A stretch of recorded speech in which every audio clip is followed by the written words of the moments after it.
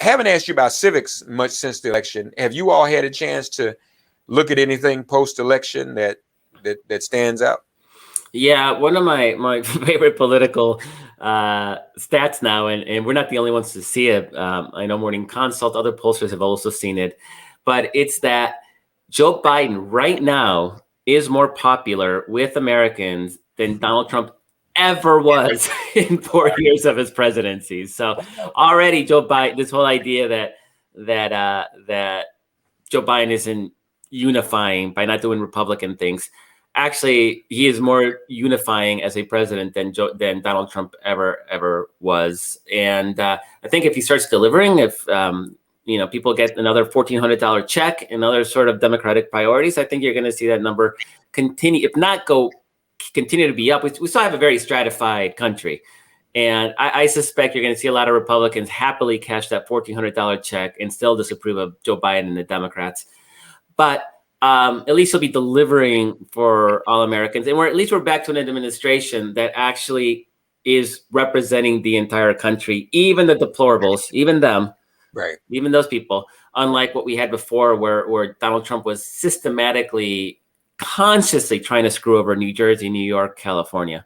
So it's a different breed. And I think people are responding to that. He's actually net positive right now. I think in civics, he's 48% job approvals are favorable and 44 are negative. And now if you look at Democrats and Republicans, it's it's polar opposites, right? 3% of Republicans approve of Joe Biden, just like 2% of Democrats approved of Donald Trump. So it's not them. It's and the Democrats obviously support Joe Biden, just like Republicans support Donald Trump. It's the independents. It's people who aren't as tied down to either party. They are, and Mark, we've talked about independence, and I don't believe a true independent actually exists, but that's where you see sort of swinginess. People who are willing to say, like, yeah, I'm always going to vote for maybe the Republican, but okay, I'm okay with Biden. He's not terrible. I'm okay with him, and vice versa, right? I think people who may always vote liberal may decide that, okay, Donald Trump, I like his racism. Maybe they're a Southern white, Democrat, and so they're okay with racism. So they might have been okay with Donald Trump. So you're seeing that because independents really did not like Donald Trump in the end. They really did not like Donald Trump in the end, which is why his approval ratings were so bad. And right now they actually are giving Joe Biden a net positive approval rating, which means that they're more positive to him than negative. And I'm hoping it stays that way. Yeah. I think it's going to be the big pieces we have to deliver, and you're hearing Democrats talk like that, like they can't be timid like they were with Barack Obama in 2009. It was a different Senate, remember, right? That you still had Joe Lieberman and Max Baucus and Ben Nelson. So you had these horrible Democrats that would probably be Republicans today, but still. Obama, again, he spent so much time trying to win Republican votes, right? That Affordable Care Act negotiations lasted like 16 months.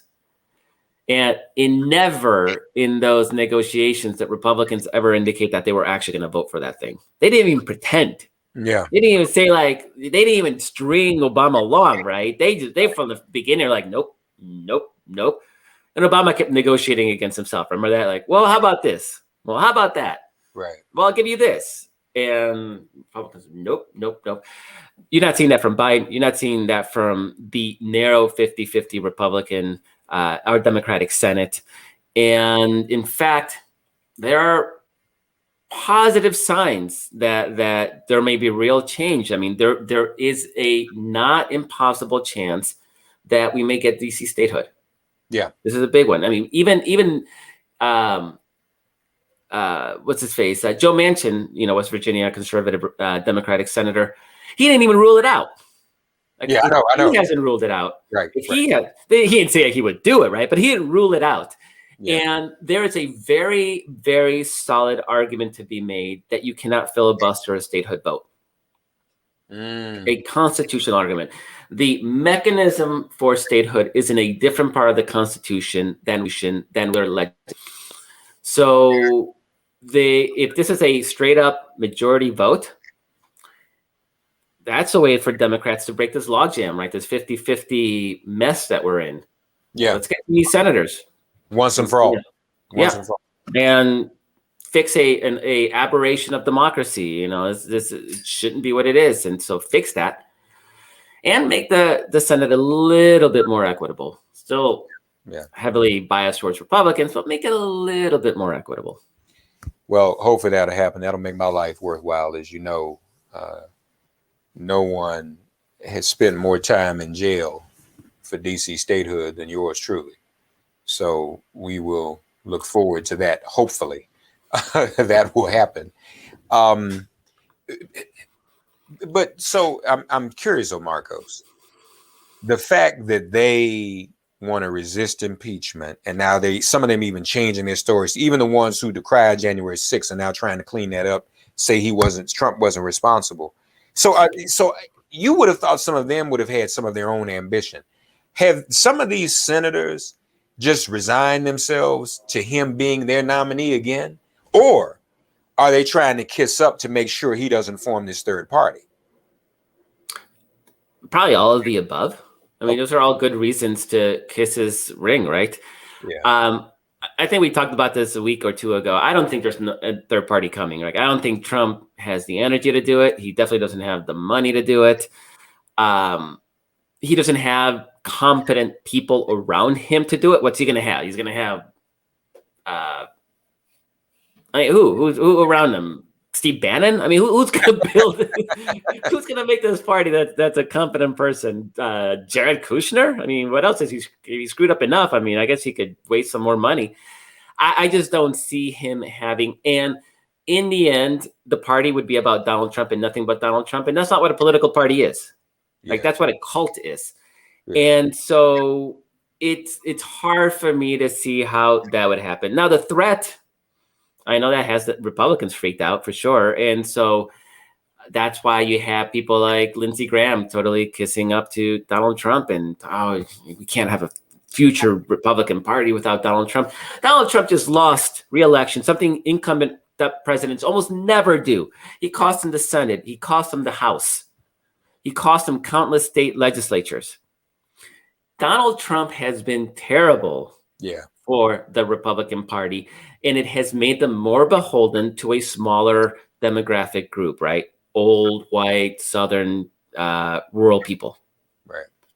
So while he's cost them white support in the suburbs, I mean, not men, but women, cost them women support in the suburbs, which is critical in places like Georgia and Arizona, and soon to come online, Texas. Texas is going to flip at some point here in the next couple of cycles. And Mark, I'm already looking beyond that, right? I have a new obsession. Remember 10 years ago, my obsession was Georgia. Remember that? Yeah, that's right. Sure was. Georgia, right? All the time. Right. My new obsession is Mississippi.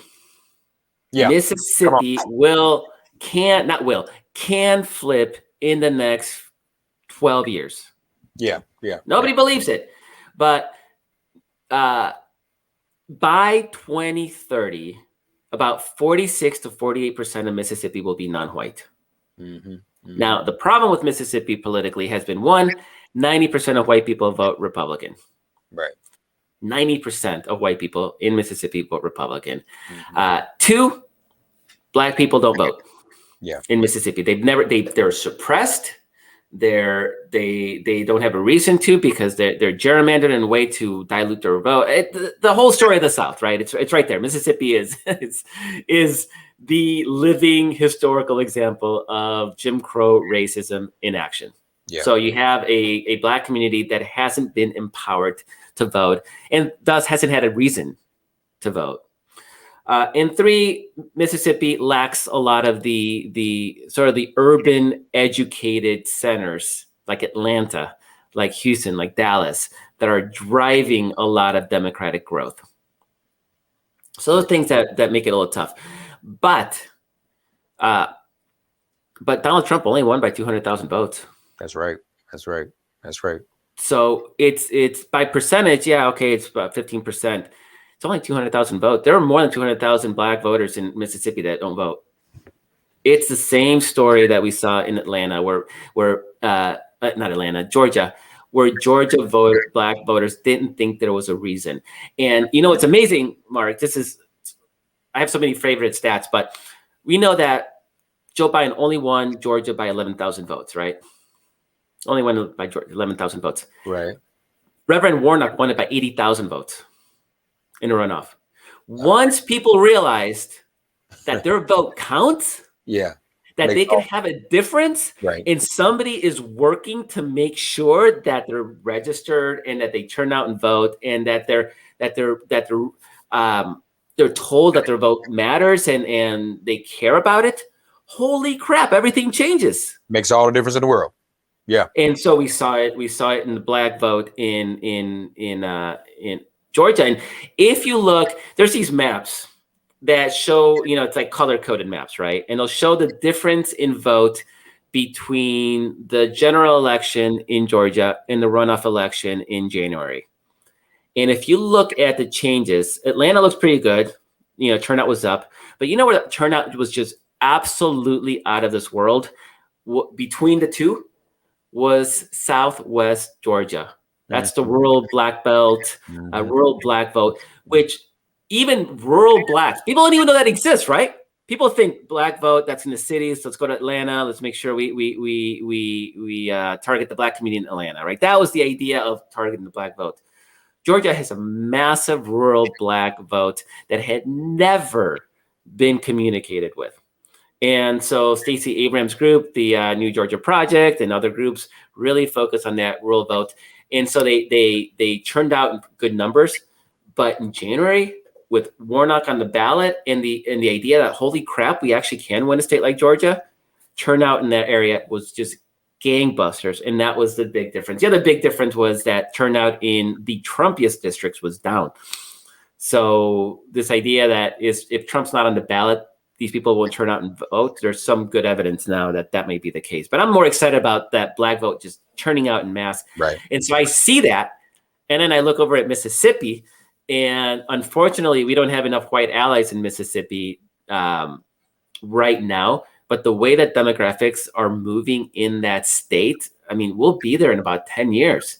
So I'm really, really eager right now to focus on the group, like Stacey Abrams' group, New Georgia Project in Georgia. Who's doing that work in Mississippi? Who's doing that work in South Carolina? That's another one. Who's doing that work in North Carolina? North Carolina shouldn't be lean red. It should be lean blue. Yeah. We know who's doing that work in Texas Organizing Project. We know a lot of people who did the work in Arizona. So now I'm really excited about who's doing that work in Mississippi, who's doing it in South Carolina, North Carolina, and a little tougher, but Alabama shouldn't be discounted either. Yeah.